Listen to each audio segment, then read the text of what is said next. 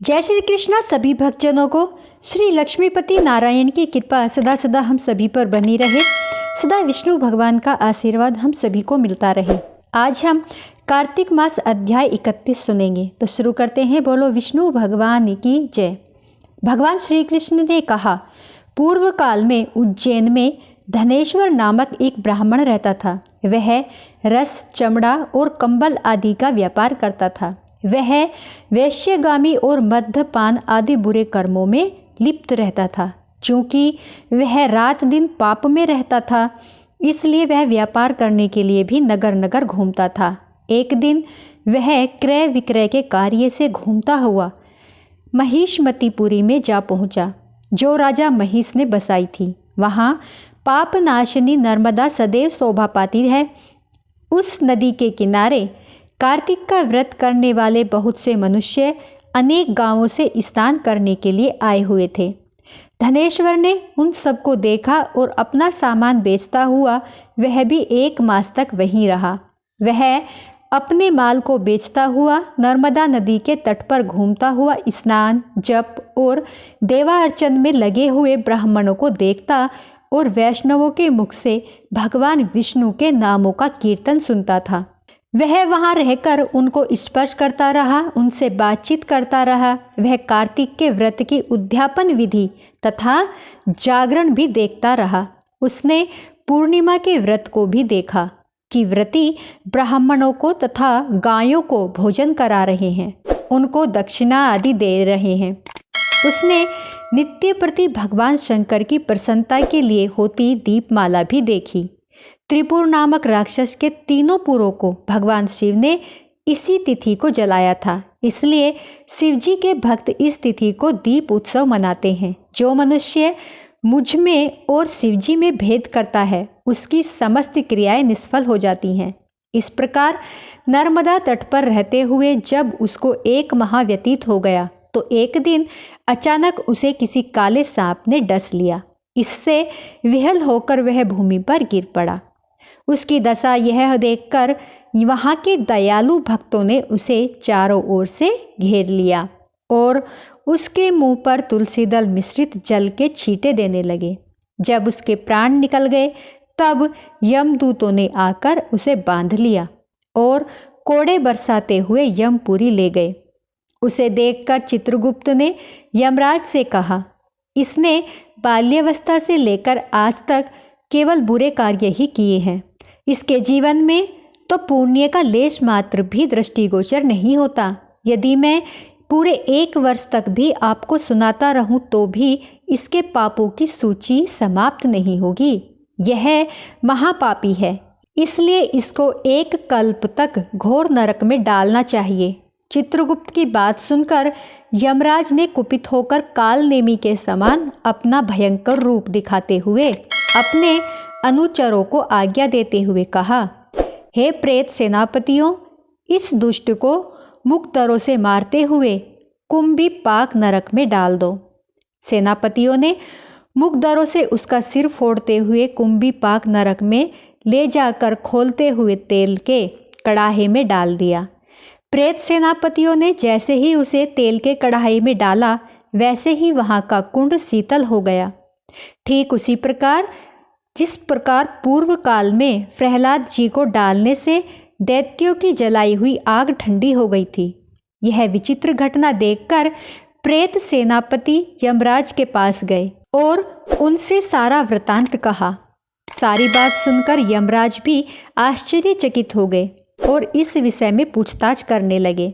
उसी समय नारद जी वहां आए और यमराज से कहने लगे, हे सूर्य नंदन, यह ब्राह्मण नरकों का उपभोग करने योग्य नहीं है। जो मनुष्य पुण्य कर्म करने वाले लोगों का दर्शन, स्पर्श और उनसे वार्तालाप करता है, वह उनके पुण्य का 6वां अंश प्राप्त कर लेता है। यह धनेश्वर तो 1 मास तक श्री हरि के कार्तिक व्रत का अनुष्ठान करने वाले असंख्य मनुष्यों के संपर्क में रहा है, अतः यह उन सबके पुण्य अंश का भागी हुआ है। इसको अनिच्छा से पुण्य प्राप्त हुआ है, इसलिए यह यक्ष की योनि में रहे और पाप भोगों के रूप में सब नरक का दर्शन मात्र करके ही यम यातना से मुक्त हो जाए। भगवान श्री कृष्ण ने कहा, सत्यभामा नारद जी के इस प्रकार कहकर चले जाने के पश्चात धनेश्वर को पुण्य आत्मा समझते हुए यमराज ने दूतों को उसे नरक दिखाने की आज्ञा दी। तो बोलो जय श्री कृष्णा। दोस्तों आज हमारा ये अध्याय यहीं पर समाप्त होता है। अब हम 32वां अध्याय सुनेंगे। तो बोलो जय श्री कृष्णा। तो शुरू करते हैं।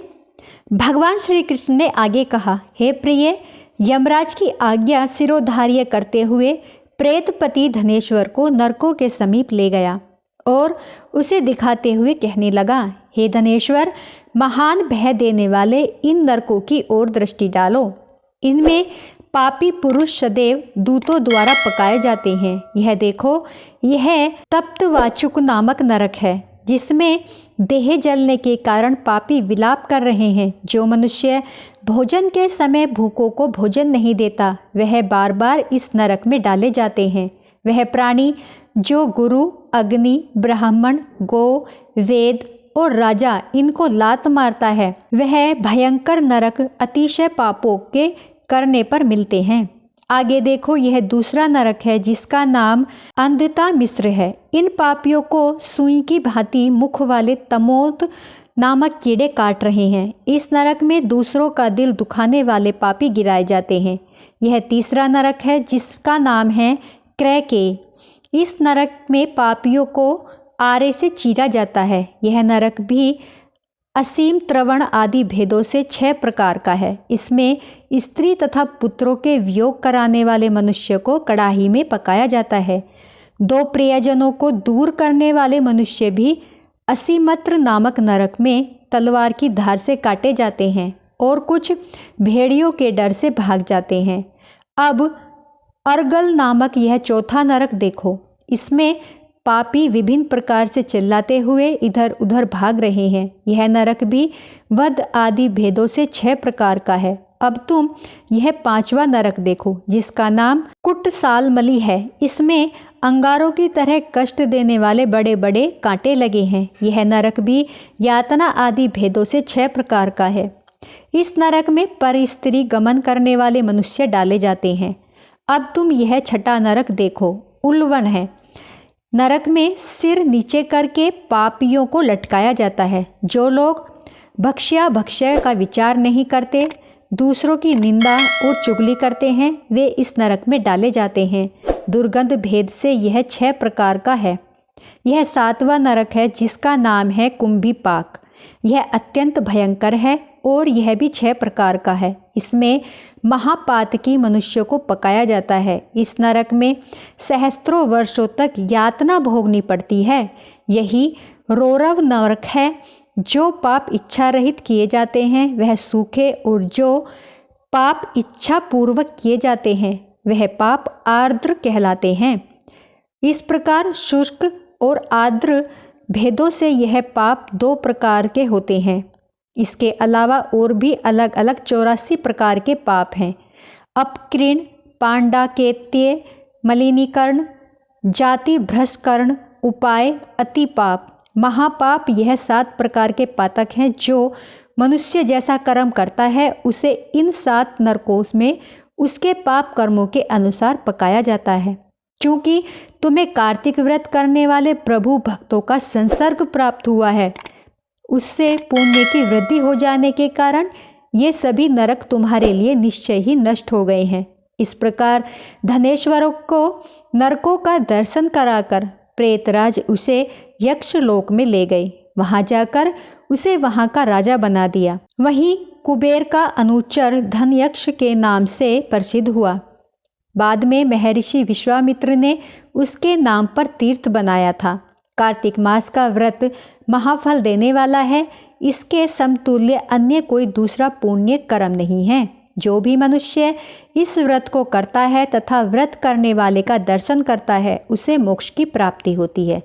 तो दोस्तों ये अध्याय हमारा यहीं पर समाप्त होता है। अब हम कार्तिक कथा सुनेंगे। एक ब्राह्मण देवता था। उसके राई नाम की एक लड़की थी। भगवान माली का वेश करके बैठ गए। बेटी ने कहा, मैं बेर लेकर आऊं। माँ ने कहा, ले आ। राई बेर लेने गई तो भगवान ने उसकी आंख में मिट्टी डाल दी और वो रोती रोती माँ के पास आई। माँ ने कहा, तू क्यों रोती है? तब बेटी बोली, माली ने आँख में मिट्टी डाल दी है। तब बेटी के साथ माँ गई और माँ ने माली के बारे में पूछा तो उन्होंने कहा वो तो यहाँ से चले गए। थोड़ी देर बाद भगवान वेद बनकर बैठ गए। वैद्य जी को माँ ने कहा कि मेरी बेटी की आँख में रेत निकाल दो। तब भगवान बोले, मैं रेत जब निकालूं तेरी बेटी की शादी मुझसे कर। जब माँ ने हाँ कर दी, वो वापस घर आई और अपने पति से सारी बात बताई। अपने पति को शादी के लिए सामान लाने को कहा और राई की शादी एकादशी की पक्की हो गई। वो गुड़ आदि सामान लेने दुकान पर गया। उन्होंने मना कर दिया कि हम तो भगवान की शादी में सामान नहीं देंगे। सुनार, बजाज सभी ने सामान देने को मना कर दिया। दर्जी के गया तो उसने भी मना कर दिया। खाती हलवाई ने सबने सब चीज़ों के लिए मना कर दिया। राई के पिताजी वापस आ गए। पड़ोसनों ने गीत गाने के लिए भी मना कर दिया। भगवान ने सब काम करने के लिए वहां राधा और रुक्मणी को भेज दिया। सारा सामान गाड़ी भरकर भेज दिया। भगवान शालीग्राम शाम को राई के साथ शादी करने के लिए बारात लेकर आए। दोनों की धूमधाम से शादी हुई। बोलो राई शालीग्राम जी की जय। शादी होकर भगवान राई को अपने साथ घर ले आए। राई दामोदर जी की जय। हे राई दामोदर, सदा अपनी कृपा और दया हम पर, हमारे घर परिवार पर बनाए रखना। कहानी अधूरी रही हो तो पूरी करना, पूरी हुई हो तो स्वीकार करना। बोलो राई दामोदर की जय। तो दोस्तों, हमारी वीडियो आज यहीं पर समाप्त होती है। पसंद आई हो तो लाइक, सब्सक्राइब, शेयर जरूर करें। जय श्री कृष्णा।